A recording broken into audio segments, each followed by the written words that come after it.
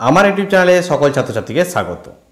আজকে আমি মাধ্যমিক জিওগ্রাফির যে সাজেশন ভিডিও সিরিজটা শুরু করেছিলাম তার একটি ছোট্ট চ্যাপ্টার ভারতের পরিবহন এবং যোগাযোগ ব্যবস্থা থেকে একটি ছোট্ট ভিডিও নিয়ে এসেছি।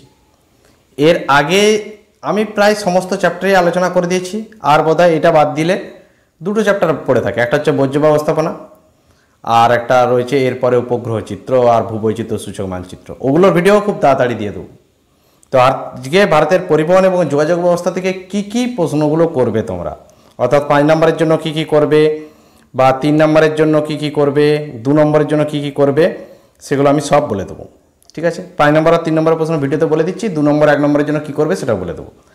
আর যারা নোট নিয়েছো, আর যারা নোট নাও নিয়ে আর শেষের দিকে এখনও সময় রয়েছে, যদি নোট নিতে যাও তাহলে ডেসক্রিপশন বক্সে আমরা একটা হোয়াটসঅ্যাপ নাম্বার দেওয়া থাকছে, সেখানে যোগাযোগ করবে। নোট নেওয়ার পদ্ধতি আমি হোয়াটসঅ্যাপে জানিয়ে দেবো। নোট পিডিএফ ফাইল দিই না, আর বাই পোস্ট তোমাকে নোট নিতে হবে, ঠিক আছে, এবং পেড করে। তো আপাতত 5 নম্বরের বেশি প্রশ্ন দিচ্ছি না, দুটো প্রশ্ন দিচ্ছি, কারণ ভারতের পরিবহন এবং যোগাযোগ ব্যবস্থা থেকে 5 নম্বরের প্রশ্ন সচরাচর আসে না, খুব রেয়ার, এক আধ বছর একটা দুটো নম্বরের প্রশ্ন চলে আসে। সেই জন্য এখান থেকে 5 নম্বরের প্রশ্ন বেশি করার দরকার নেই, দুটো প্রশ্ন দিচ্ছি, একটু পড়ে যাও তাহলেই হবে। তো প্রথম কোশ্চেন, ভারতের সড়কপথ এবং রেলপথের গুরুত্বের তুলনামূলক আলোচনা। ভারতের সড়কপথ এবং রেলপথের যে গুরুত্বগুলো আছে সেই গুরুত্বগুলোর তুলনামূলক আলোচনা, ঠিক আছে, অন্য কিছু নয়। কিন্তু রেলপথ সড়কপথের এমনি পার্থক্য নয়, রেলপথ এবং সড়কপথের গুরুত্বগুলোর তুলনামূলক আলোচনা। ভালো করে প্রশ্নটা বোঝার চেষ্টা করো। ক্লিয়ার? আসছি পরের কোশ্চেন, যে ভারতের পরিবহনের গুরুত্ব আলোচনা করো। জাস্ট প্রশ্নটা দেখে যাবে একবারটি, অথবা দিয়ে এই প্রশ্নটা এভাবেও আসতে পারে, ভারতের অর্থনীতি এবং সমাজ ব্যবস্থায় পরিবহনের গুরুত্বগুলি আলোচনা করো। ঠিক আছে, এই দুটো প্রশ্ন করে যাও ভারতের পরিবহন যোগাযোগ থেকে, তাহলেই হবে। এবার আসছি 3 নম্বরের প্রশ্ন। 3 নম্বরের প্রশ্নের মধ্যে ভারতের জলপথকে উন্নয়নের জীবনরেখা বলা হয় কেন? জলপথকে উন্নয়নের জীবনরেখা বলা হয় কেন? এবং তারপরে আরেকটি প্রশ্ন রয়েছে, সড়কপথের গুরুত্ব বা সুবিধাগুলি লেখো। জলপথকে উন্নয়নের জীবনরেখা বলা হয় কেন, প্রশ্নটা একটু ভালো করে দেখে যাবে। আর সড়কপথের গুরুত্ব বা সুবিধাগুলি লেখো। আর আরও একটা প্রশ্ন, যে পরিবহন ব্যবস্থা এবং যোগাযোগ ব্যবস্থার মধ্যে পার্থক্য লেখো। এই ভালোভাবে করে যাবে। এই 3 নম্বরে কিন্তু এই প্রশ্নটি সবচেয়ে বেশি ইম্পর্টেন্ট।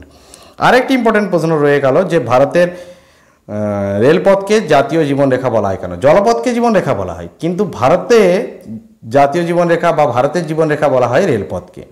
ঠিক আছে, এগুলো নিয়ে আমি পরে কোনো একটা সময় আলাদা আলাদা ভিডিও বানিয়ে দেবো যদি সুবিধা পাই। এই প্রশ্নটা করে গেলে রেলপথের গুরুত্ব বা সুবিধাগুলো আলাদা করে করার দরকার নেই, এখানেই হয়ে যাবে। ঠিক আছে, এই 4টে প্রশ্ন।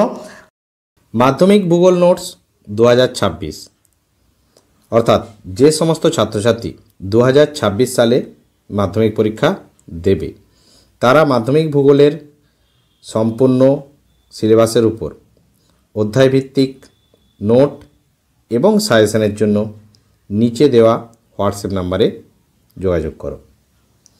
তোমাদেরকে নোটস পেড করে নিতে হবে এবং নোটসের মূল্য তোমাদেরকে হোয়াটসঅ্যাপে জানানো হবে। আর একটা প্রশ্ন একটু চোখ বুলিয়ে যাও, আধুনিক যোগাযোগ ব্যবস্থায় ইন্টারনেটের 3টে গুরুত্ব। ইন্টারনেটের 3টে গুরুত্ব তাহলেই হয়ে যাবে। ক্লিয়ার? এইগুলো গেল তোমাদের সংক্ষিপ্ত সাজেশন।